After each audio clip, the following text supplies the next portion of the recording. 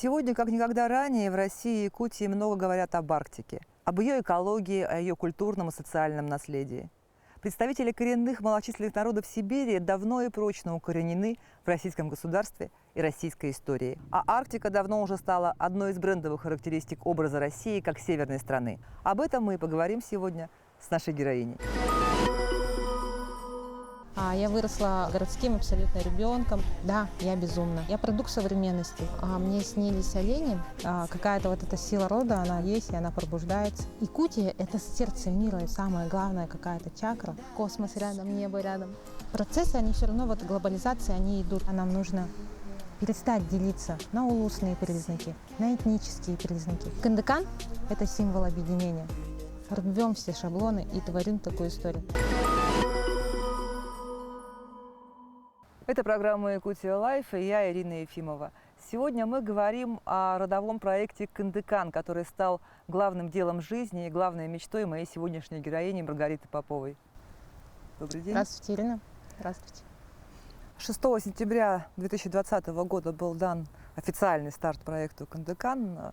Расскажи, пожалуйста, вообще, что это за история, что такое Кындыкан и с чего все начиналось? Кындыкан – так звали маленькую, отважную эвенскую девочку, которую в свое время нашли охотники якутские в стойбище вблизи Верхоянских гор, полностью вымершем от оспы. Сколько сидел этот ребенок, как она выжила, остается до сих пор загадкой. Эта история реальная и, конечно, мистичная. И она вдохновила очень многих. Это стало не только моим личным проектом родовым, так как вот эта девочка Кындыкан – это моя прабабушка в 5-м поколении. Сейчас Кындыкан – это творческое объединение, которое за рекордные сроки тоже, наверное, да, вот таким не случайным образом мы образовались, и сейчас у нас очень много результатов, очень много тех проектов, которые самой главной целью всего это сохранять и популяризировать исчезающую культуру, традиции, обычаи народов Севера. И наша самая главная миссия, мечта – это подарить миру новую этническую героиню.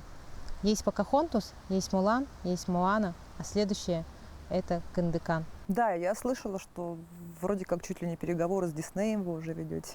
Эту историю я узнала в 2019 году, и тогда она стала действительно ответом на многие внутренние вопросы. Тебе родственники рассказали? Вообще у меня последние годы, и вот 2019 год, это был такой, наверное, самый критический, когда такой пик вот именно профессионального, личностного какого-то выгорания, да, какой-то внутренний поиск. Ну да, мы же с тобой вместе в администрации работали в то время. Да. Я чудесным образом решила как бы все изменить, ушла с администрации, как бы ушла не только с администрации, а в целом как бы, да, там многие какие-то моменты жизненные как бы поменяла. В 2019 году я узнаю эту историю, которая становится ответом. Мой папа попадает с инсультом в больницу, и когда ты находишься постоянно, как бы, ну вот ухаживаешь, то необходимы какие-то более такие глубокие темы. И я поднимаю этот вопрос, потому что раньше как бы я знала, что у папы эвенские корни, что у нас его бабушка, даже, ну вот я не вдаваясь в какие-то подробности, была сироткой, которую привезли в село. А при каких обстоятельствах, кто, как. И вот. Я прошу рассказать ему эту историю. И когда он начинает рассказывать вот вообще все, на тот момент я подумала, что время вообще полностью остановилось. Как будто меня вот оглушили. И я его просто в конце спрашиваю, как ее звали? И он говорит, имя Кындыкан. И вот действительно говорят, что время останавливается, да, когда ты отлетаешь в какое-то измерение. Это был инсайт? Глубокий, мощнейший, даже жестокий инсайт. И вот на тот момент я все поняла, но мне пришлось 1,5 года, чтобы принять это ответственно, чтобы с этим вообще вот, ну, со всей ответственностью к этому подойти. То есть до этого ты этого имени вообще не знала? Нет, не слышала, не знала абсолютно. Но мне с детства снились олени. Я выросла в Якутске же. Да, городским абсолютно ребенком, таким современным продуктом, не знающим ни своего родного как бы языка. Я даже в деревню к родственникам не ездила летом, да. У меня не было каких-то связей, там, какого-то вот такого интереса или какого-то такого воспитания. Но при этом мне снились олени, и когда я потом попала на стойбище, я поняла, что мне снилось. Потому что мне снились какие-то просторы, то ли город, то ли что-то такое, такие, ну, размывчатые сны. А когда я приехала в этом году и посмотрела своими глазами на север, я поняла, что мне снилось, кроме оленей. То есть ты это видела во сне? Я видела во сне с детства, и я помню, третировала родителей, а в 80-е годы тогда же не было такого вот, да, как сейчас, этнических комплексов, каких-то вот таких, даже эсэх-то толком, ну, практически не проводился, да, вот с размахом таким вот образом, вот, и оленей, конечно, не было, тогда в парке их никто не выводил, и... Да, я тоже в первый раз оленя увидела в московском зоопарке. Да, и вот, и когда я, наверное, в классе 3 с родителями еду в Москву, и они меня ведут первым делом в зоопарк, показывают вот этих оленей. Бедные олени, они стояли такие понурые, у них была такая шерстка уже скатавшаяся. Я посмотрела и заплакала. Я говорю, это не мои олени, не мои олени красивые. Они такие, какие еще тебе олени? Вот тебе олени. Вот мое знакомство первое с оленями вот произошло в Москве, в московском зоопарке, как и у тебя. Вот, ну, и это оставалось, так, знаешь, ну, бессознательной какой-то, наверное, подкоркой, вот, ну, и я как бы шутила всегда, да, вот с молодости, что к 40 годам я пойду кочевать со своими родственниками, я уеду в стойбище. И вот бессознательные вот эти слова, ничем не подкрепленные, да, вот, ну, как бы это как, ну, как шутка. Такая шутка. Да, шутка, вот как-то так, да. Вот когда у меня включается принципиальность, да, мои друзья, как бы сахалар, да, всегда говорят, ну ты же у нас тонус, у тебя же северные корни, по тебе сразу видно. Вот, да, ну, как, когда показываешь какой-то свой характер или какие-то вот, ну, отстаиваешь свои принципы. Но я помню, что когда я училась закончила школу, мама меня после школы повезла в МОМУ, ну, помогать ей работать, она тогда работала как бы по районам врачом, да, вот в командировке. И мое первое знакомство с эвенами, потому что я тоже не знала ни об этой культуре, ни об этом как бы народе, просто знала, что вот, ну, есть как бы корни по отцу. Нет, я в тот момент не знала, кстати, потому что мне никто как бы не объяснял, что, ну, папа есть какие-то там корни или что-то такое, да, отец уже с нами тогда не жил. Там были прекрасные бабушка с дедушкой. Я вот первый раз увидела праздник оленеводов, вот это была весна. И они приходили лечиться к маме, и потом, ну вот, мы разговорились, как бы, да, они очень хорошо, благожелательно ко мне относились. А потом мама говорит, она же ваша, эвенка, у нее отец эвен. Я говорю, кто? Мой папа же якут. Они такие, мы сразу тебя увидели, как бы ты, ну, наших кровей сразу поняли. Вот. И они одели меня в кухлянку, мы фотографировались, у меня есть эта фотография памятная. До вот этого момента переплетение или вообще, ну, какая-то взаимосвязь с культурой народов Севера, конечно, ну, как бы ее не было, да.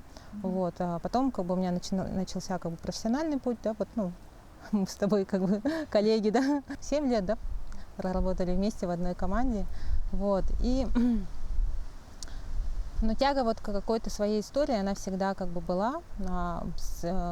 Я очень знаю хорошо свою родовую с линии матери. Мой дедушка родной. Он воевал, да, ты писала книгу, да, о том, как он дошел до Берлина. Бравый солдат Василий Иванов, единственный участник Потсдамской конференции Нюрнбергского процесса. И, наверное, вот эта тяга вот именно к своим каким-то истокам, вот она всегда как-то была. И всегда у меня был такой запрос, в чем смысл предназначения как бы какой-то, да, вот, и какие-то моменты, они вот, ну, необъяснимы. Какие-то очень много у меня таких жизненных ситуаций, которые, ну, не объяснить рациональным языком, но какое-то провидение или что-то такое, да, вот не зависящие от тебя какие-то обстоятельства тебя выводят на какую-то новую сюжетную линию жизни, и ты хочешь, не хочешь, но ты в этом месте как бы оказываешься и проходишь какой-то этап. Но там были такие короткие дистанции, а здесь меня вот мое, видимо, провидение наконец-то вывело меня на такой главный путь жизни. Вот, и это называется Кындыкан. В принципе, мой жизненный план, он был рассчитан на то, что в 2020 году как раз я, ну, переезжаю как бы к концу года в Москву, и вот при этом переезде образовывается стихийно вот эта первая экспедиция Кындыкан. Расскажи подробнее о команде проекта.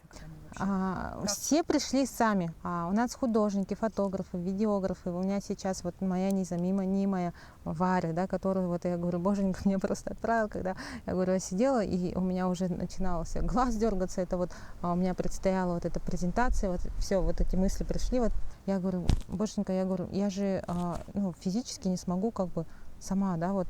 И ко мне приходит вечером человек, меня знакомит просто с этой Варей, который со следующего дня берет вот все вот какие-то организационные моменты, и она просто сидит и смотрит мне в глаза и говорит: я верю в этот проект, я верю в это дело, я с тобой буду. Вот, и Варвара у меня в проекте, Амосова, координатор проекта, Алексей Винокуров у нас, у него корни юкагирские, да, сам, ну вот представитель КМНС, он художник-иллюстратор, который вот сейчас полностью. Ольга Кондакова у нас в команде, она сама тоже северная, Среднеколымска, да, вот, которая ведет у нас дизайн вот полностью, как бы, да, вот автор вот этих логотипов и шрифтов. И это все причем без копейки денег. И никто не ждет никаких премий, да, никто не спрашивает, да, давай сейчас у тебя поработаю, а потом ты мне будешь как бы платить или заплати мне потом. Нет, все ради творчества.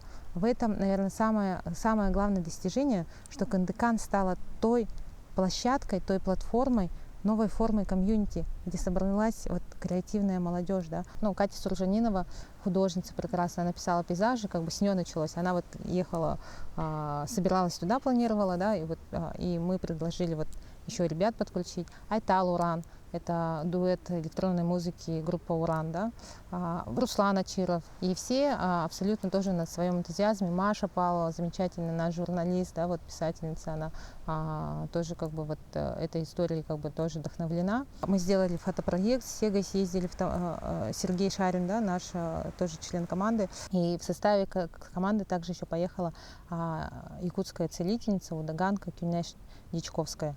Сразу пришла вот на собрание, посмотрела всех вот так пристально, как просканировав, и сказала: мне про этот проект сказали, мне надо ехать с вами, я буду вас защищать. И она сыграла очень важную роль.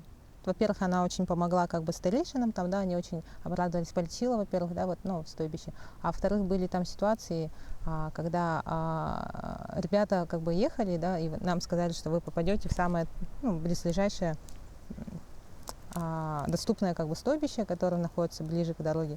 Но когда дорога закончилась, вот весь груз там как бы ехал на нартах, да, вот там несколько часов нужно было идти еще пешком. Приехали ребята, говорят: господи, говорят, ага, мы переоценили все, как бы всю жизнь, как бы пересмотрели, потому что они там слышали и рычание, и какие-то эти, да, вот кто-то шел за ними, там еще какие-то, Леонид, который вот второй сопровождающий водитель, он ногу подвернул, он не мог идти, если бы не Кюня, и Кюня это что-то наговорила, как бы, да, он как бы вскочил. А что за ними шло, там, как, что, как бы, какие могли. И Маша говорит: господи, говорит, мы не можем быть съедены. Этот проект Кандыкан же только стартовал, а нас едят. Ну, как бы такие, конечно, шутки шутками, но вот экспедиция действительно произошла в Тампонском районе. Был оцифрован также вот группой Уран, Айталом, записаны вот эти звуки, появился новый как бы трек, да, электронный, и где оцифрован и подарена новая жизнь в таком как бы адаптированном для молодежи музыкальном сопровождении нимкан. Нимкан — это исчезающий фольклорный жанр эвенов. Вот.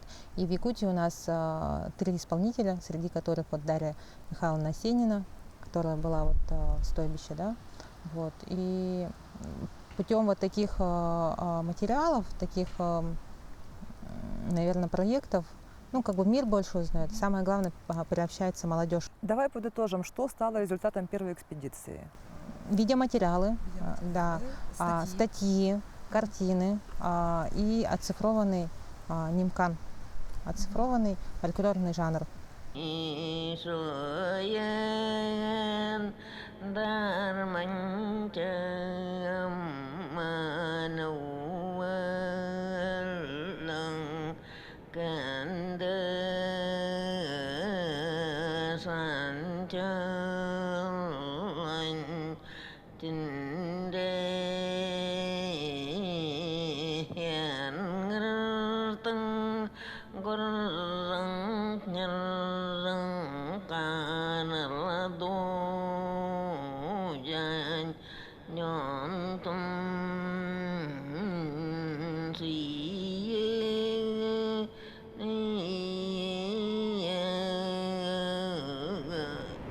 У нас народная сказка, которая действительно получилась народной, автором Лидия Тарасова является.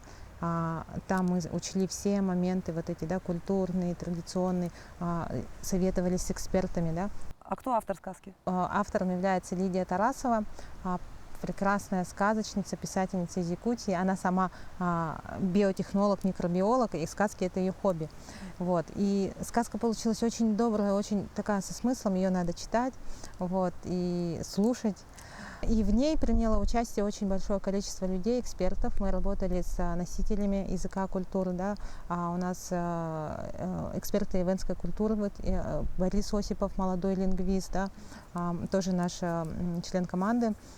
Он выучил эвенский язык уже во взрослом возрасте. Тоже у него пробуждение такое было, да, осмысление. Вот, он нам очень сильно помог. Анатолий Платонович Степанов-Ламутский, известный эвенский писатель, прозаик, поэт, да, мелодист. Вот, с нами круглые сутки на связи, оперативно давал обратную связь, где-то правил, где-то что-то вот подсказывал, да, вот эти моменты. Анатолий Афанасьевич Алексеев, наш этнолог, профессор, шаманолог, да, тоже вот эти полезные какие-то инсайты, вот тоже вел ребят, как бы, да, проходили встречи, как бы, да, он рассказывал это вообще в целом, как бы, этнографию. Валентина Семеновна Акимовна дала нам консультацию вообще в целом по костюмам для Илона Маска, и вот здесь, как бы, мы меняли даже персонаж с учетом этого цвета, да, вот какая могла быть куклянка, вот, как бы, волосы, там, вот такие элементы очень, ну, тщательно и трепетно, как бы, соблюдены. И поэтому сказка, она получилась действительно народная. Наши художники, вот Алексей Винокуров, Полина Петухова, это, ну, моя дочка, она тоже вот, как бы, вовлечен ребенок в проект, да, вот рисовали днями, ночами. Ольга Кондакова иллюстрировала, верстала. И 1 июня у нас прошла презентация сказки в формате онлайн эстафеты. В Инстаграме приняло участие свыше 70 человек. И амбассадором нашего проекта является певица Саина, наша заслуженная, да, артистка Республики Саха-Якутия. Ее трек, получается, песня в ее исполнении «Эвенская колыбельная» является официальным саундтреком сказки. И мы надеемся, что очень скоро на мировом уровне мы сможем презентовать вот эту историю, где будет «Эвенская колыбельная» саундтреком к этой замечательной истории. Расскажи про Киджа, как вообще пришла такая идея, как снимался этот клип? Мы познакомились, и он вдохновился этой историей, и на следующий день он пришел с этой песней, с готовой песней. Он говорит, у меня вот эти мотивы не выходили, они пришли ко мне, я не мог понять. И когда мы рассказали вот эту историю, вообще миссию, вот эту идею, как бы, да, идеологию вот, ну, нашего объединения, он говорит, я понял, откуда она пришла и зачем. Он говорит, все, я хочу клип снять. Клип снять такой, чтобы настоящий, показать настоящий север, поехать к ним в стойбище, да. Почему мы не транслируем, говорит, у нас здесь на якутской эстраде только якутскую культуру? У нас же, говорит, столько культур у вот этих народов. Исчезающих? Да, исчезающих. У них столько богатого фольклора, столько всего. Говорит, я хочу поехать к ним, показать их жизнь, показать их лица, чтобы не было переодетых актеров. Он полностью, вот это его идея. Да, там много мнений, что почему якут поет, да, в эвенской одежде. Но в любом случае это был его чистейший душевный порыв, искреннее желание. И поэтому вот это искреннее, то, что от души, она и уходит в мир. Сейчас мы еще кавер-версию готовим, да, вот песню перевели кита на эвенский язык. Собираемся запускать флешмоб, петь вот песню Кандакан на родных языках.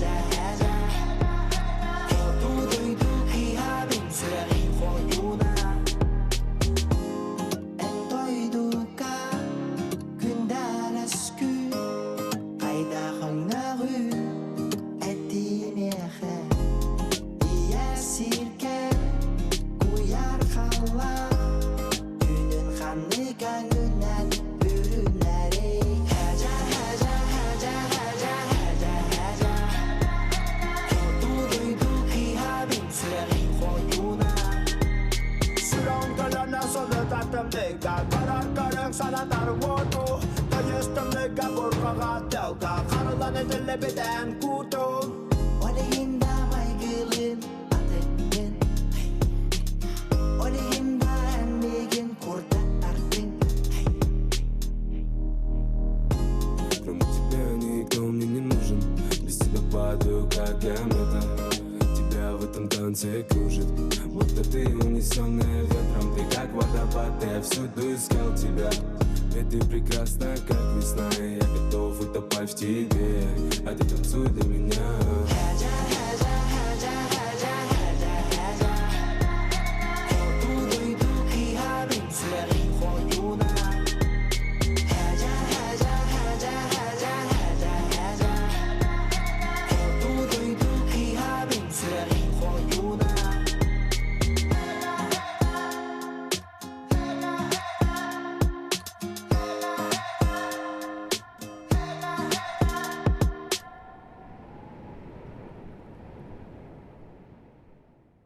Якутия это сейчас душа, это сердце мира, это вот самая главная какая-то чакра. Там как бы у меня для этого своих субъективных объяснений очень много. Даже чисто если брать в геополитическом плане. Если бы в 1632 году город Якутск не получил статус вот Якутской губернии, то есть нас не забрали в состав Российской империи, то, наверное, чуть раньше, позже мы бы присоединились, все равно нас бы забрал или поглотил Китай, или Япония. Но все равно вот это место, оно было бы лакомым куском, и смогли бы мы сохраниться в национальном вот этом коде, культурном коде. Среди китайцев вряд ли. Да. И вот даже сейчас, вот, в этом плане, как бы я говорю, Боженька нас сохранил. Сохранил для чего-то. А в Якутии очень маленькая плотность населения, да, вот такая, да, вот нас всего лишь меньше 1 миллиона человек. Как любят писать, 1 человек на 3 квадратных километра. Да. Земля, космос рядом, небо рядом, да. И вот это бессознательное, интуитивное, вот это нам и помогает, мне кажется. Я считаю, что якутяне без этнического признака, именно все проживающие в Якутии, да, такие прекрасные, талантливые, напитанные, глубокие личности. Каждый. Вот у нас очень много спортсменов, вне зависимости там ЭВН или якут, русский, там все, да, вот очень много как бы ученых, художников, да, все люди, которые здесь проживают и питаются вот этой энергией. Проект Кандыган — это как раз про людей. Это как раз про людей, это как раз про Якутию. И здесь это про объединение. Процессы, они все равно, вот глобализация, они идут. Мы никуда от этого не уйдем, да, современный мир. Глобализация, урбанизация, это не остановить. Да, и рассуждать на эту тему как бы, бессмысленно, да, вот или что-то доказывать. Оно как бы есть. Как я чувствую, и как я делаю, и как верит вся наша команда, мы считаем, что Кандыган — это тот персонаж, через призму которого можно нам, народам Севера, быть услышанными в современном мире, справиться с теми вызовами, которые перед нами стоят, да, сохранить то, что вот повысить популярность, ввести тренд именно на северную культуру, рассказать миру, да, гордиться этим, да, продвигать, популяризировать, сохранять то, что еще пока как бы есть, и оно будет обязательно. С Кандыган, без Кандыган, я верю, что все равно как бы и оленеводство останется, да, и языки останутся. Обязательно. И оленеводы останутся всегда, как бы, да. Сейчас очень как бы есть такие вызовы, там, да, связанные с развитием промышленности, экологические моменты, да, в целом, как бы, да, когда низкая мотивация как бы возвращаться, они все равно останутся, потому что это высшее предназначение, это то, что дано сверху. И наша задача сохранить традиционный уклад в таком хорошем, эффективном балансе с развитием современного мира. Тем более, что сейчас очень много нас таких талантливых людей. Вот, например, Николай Абросимов, да, тоже энтузиаст, наш друг, да, вот нашей команды, член нашей команды, да, творческого объединения, который оцифровал ивенкийский язык. Он это все начинал как бы тоже в таком как бы интуитивном каком-то прозрении, в каком-то вот тебе не мог объяснить. Вот мы очень много тоже с ним рассуждаем, очень много любим как бы вот эти темы как бы развивать, да, вот о родовом предназначении, что у кого как случилось, после чего вот как бы его этот путь вывел. Вот такие ребята, благодаря которым, да, не безнадежно, мы обязательно останемся. И роль вот именно коренных народов, да, вот потому что я не КМНС, как бы, да, когда спрашивают, я не могу даже себя якуткой назвать, вот если честно, да, у нас все равно у всех, если в генетическом плане брать, у нас микс у всех, да, невозможно себя говорить, что я чистый саха или что-то такое, да, пусть мои слова кого-то триггернут, как бы, но я считаю это так, потому что я через свою боль, я продукт современности, который вырос вот в 80-е годы, когда было нельзя разговаривать на родном языке. В автобус вы заходили и говорили, не разговаривайте здесь на якутском, да, вот было такое, как бы. И, наверное, вот это влияние времени, оно, ну, как бы наложилось на моем, как бы, воспитании, и до сих пор баратыну идубин, у меня до сих пор, вот, я все понимаю по-якутски, но у меня такой затык стоит, я изъясняюсь, короче, как, не знаю, как иностранец какой-то, да, вот. Я сама с такая таким, же, поэтому да. хорошо тебя понимаю. Вот, и чтобы не было таких, как я, мы делаем сейчас то, чтобы возрождать. Слушай, ты вот сказала про там ивенские корни. Есть такая поговорка: поскреби русского и найдешь татарина, да? А мне кажется, если якутянина вот поскрести, то обязательно какие-то северные корни найдутся. Ивенские, там, ивенкийские, юкагирские, ну, что-то, где-нибудь, какая-нибудь, как у тебя, в 5-м поколении прабабушка?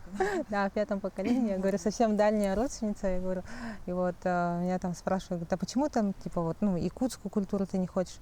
Я говорю, а моя якутская бабушка ко мне по ночам не приходит и не просит вот каких-то вещей делать. Вот, ну, это шутки шутками, но какая-то вот эта сила рода, она действительно как бы есть, и она пробуждается, и она вот выходит, ну, не только через меня, а в целом как бы. И сейчас мы верим, что Кандыкан — это не просто наш еще персонаж, это символ объединения.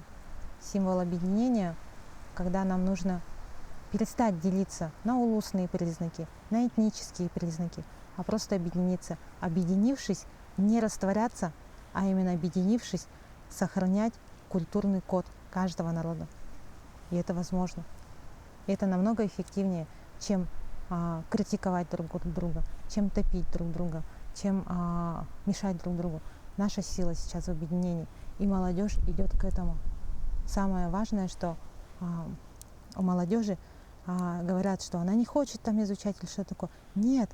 Вот сейчас посмотрите, сколько среди нас молодежи, сколько молодых. И вот они всем это интересно. Они в это погружаются чистым сердцем и творят. Коренные малочисленные народы Севера — это самые чистые, искренние люди. Мы когда вот съездили в стойбище, вот побыли в Тампонском районе, да, в Тополином, да, общаясь с ними, это первозданность, это настоящесть, и этому миру это обязательно нужно. Обязательно нужно оставаться вот такими же настоящими людьми, да. Слушай, вот сейчас говорят, опять же, модно про новую искренность, да? Да. И многие ее старательно культивируют или имитируют. А на самом деле вот эта вот искренность, она же в наших людях Да, есть. это наша сила. Это сила от Севера, то, что вот он первозданный остается, и первозданный, самое главное, в сердцах у людей. И вот сейчас роль этих людей как раз нужно помогать, сохранять, как бы транслировать, потому что она сейчас нужна. Мир погряз. Почему нам пандемия одела маски? Вот эти, приклеила на маски, потому что этих масок слишком стало много. Это переизбыток. И сила, она в правде, в абсолюте истины, в абсолюте правды, когда есть абсолют веры. И что стало результатом этой первой экспедиции? Давай подытожим. Серия статей, это картины, видеоматериал. И самое главное, это оцифрованный эпос. А теперь про Илона Маска и про эту лунную эпопею. Вот эта лунная дорожка, она открыла как бы дверь, да, и слушаю посыл вот этого главного организатора, японского бизнесмена, господина Исуку Маэдзао, где он призывает жителей планеты участвовать в конкурсе, и он отберет 8 самых безумных людей планеты, у которых есть своя какая-то мечта, идея, дело жизни, которое несет благо обществу, в полет на Луну, потому что он еще в 2018 году выкупил вот эти все туристические путевки, и от него будет зависеть, кто полетит с ним в в первой гражданской миссии в 2023 году. Всем привет! Я Юсака Маидзава, организатор проекта «Дорогая Луна». Некоторые из вас знают меня как МЗ. Это мой дом. Догадываетесь, что находится за моей спиной? Это шедевр уважаемого японского художника Тохаку Хасэгава. 2 года назад я в последний раз рассказывал вам о проекте «Дорогая Луна». Сегодня я готов сделать серьезное объявление. Без долгих прелюдий я приглашаю вас присоединиться ко мне в этой миссии. 8 человек со всего света. Всего полетит 10 или 12 человек, но я приглашаю 8 присоединиться к нам в этом путешествии. Миссия состоится через 2 года, в 2023. Как вы, должно быть, знаете, мы полетим на корабле Starship, над которым прямо сейчас работает компания SpaceX. Вот, я становлюсь участником, регистрируюсь, прохожу на 3-й этап. 4-й и 5-й этап должен был состояться в апреле и в мае этого года. Но в рамках участия этого конкурса 12 числа, в День космонавтики, мы сделали вообще презентацию КНДК, она стартовала, да, и еще подготовили народные подарки, которые готовили наши рукодельницы, да, кафтан, бисером обшит, там с этническими мотивами, да, пояс, кожаный пояс с нанесением эмблем этих всех 6 народов, которые относятся у нас к КМНС. И 7-й это коренной народ, это Якутия, 7 символов, и ножи якутские, да, с рукояткой бивня мамонта.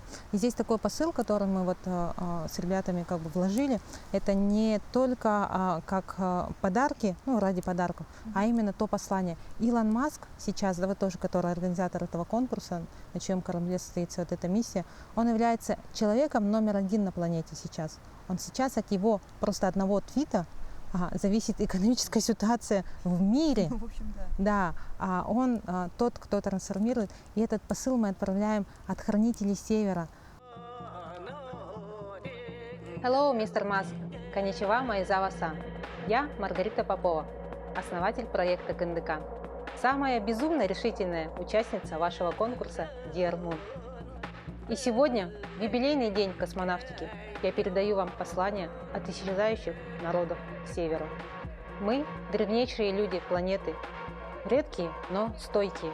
Наша миссия – это сохранить хрупкий баланс между первозданностью мира и его трансформацией. Мы с радостью благословляем вас на полет в космос и направляем вам наши дары, которые станут напоминанием о том, почему так важно сохранить культуру и традиции Севера.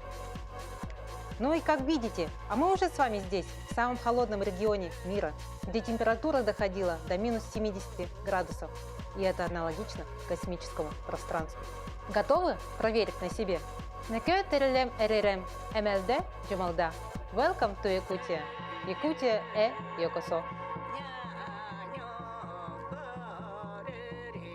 Еще раз буду говорить, да, я безумна. Безумие – мое преимущество. Потому что я ум отключила и действую только сейчас по сердцу. И со мной такие же безумцы, и мы просто рвем все шаблоны и творим такую историю. В чем сила древнейших людей, да, планеты? В том, что они хранят этот хрупкий баланс между первозданностью и его трансформацией.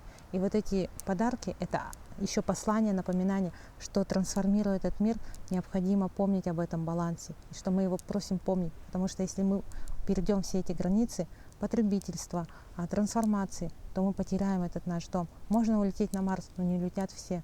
В чем смысл этого посыла и этого конкурса, где они ищут безумцев, которые несут благо общества? Беречь землю? Да, беречь для кого, если мы сами в наших силах ее хранить.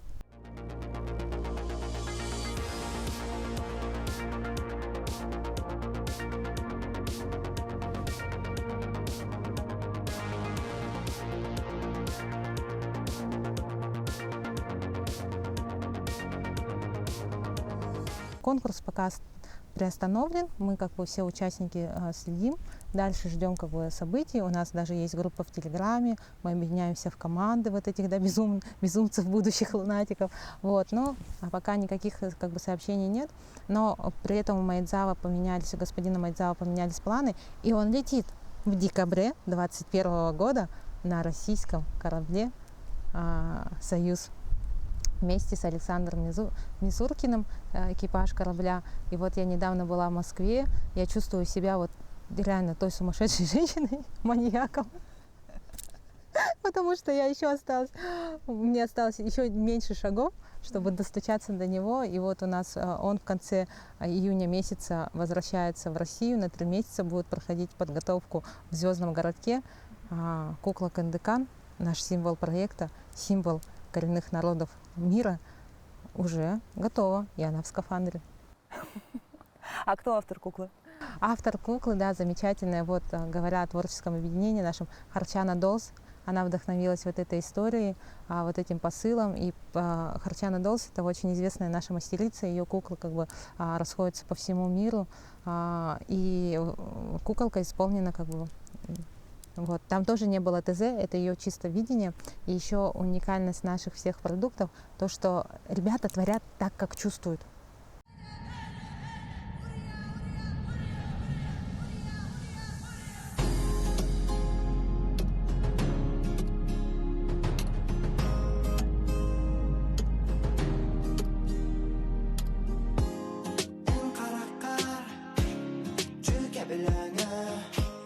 Одной из наших задач вообще, нашего творческого объединения, нашей команды, мы видим не только креатив, но и новые технологии. Мы сейчас планируем сделать в августе большую экспедицию с вывозом наших экспертов, не экспертов, а ребят, которые обладают какими-то навыками. Видеографика, дизайн, графический дизайн, чтобы на местах выехать, жить в стойбище, приобщиться к этой культуре, понять принять изучить культурный код от носителей вот этих традиций и культур, да, но в обмен дать свои скиллы, да, научить фотографированию, дизайну, программированию, да, вот таким скиллам. И наличие вот этого спутникового хорошего интернета, оно даст новые направления. Здесь у нас кафедра ЮНЕСКО, доцент Жожиков, да, у него есть прекрасная авторская разработка тоже, да, вот связанная вот с доступностью вот этого интернета. И сейчас мы работаем как бы в переговорах с партнерами, в целом как бы ищем, да, вот эти моменты, чтобы внедрить эту технологию. И у него вот одним из направлений оленевод программист. Да, почему нет? Оленевод дизайнер, оленевод видеограф. Не уходя со стойбища, ты можешь сидеть, и мы реально верим в то, что заключим когда-нибудь, да, обязательно контракт, с Диснеем условно, с Пиксаром, там, или даже с Союзмультфильмом, но наши ребята будут работать именно там, да, вот, например, отрисовывать рисунки, паттерны или что-то такое, и отправлять со стойбища при наличии классного высокоскоростного спутникового интернета. Оленеводу программист. Классно. Слушай, спасибо большое. Спасибо. Это была программа «Якутия Лайф». Меня зовут Ирина Ефимова. Смотрите нас по будням в 19:15. Расскажем, чем живет Якутия.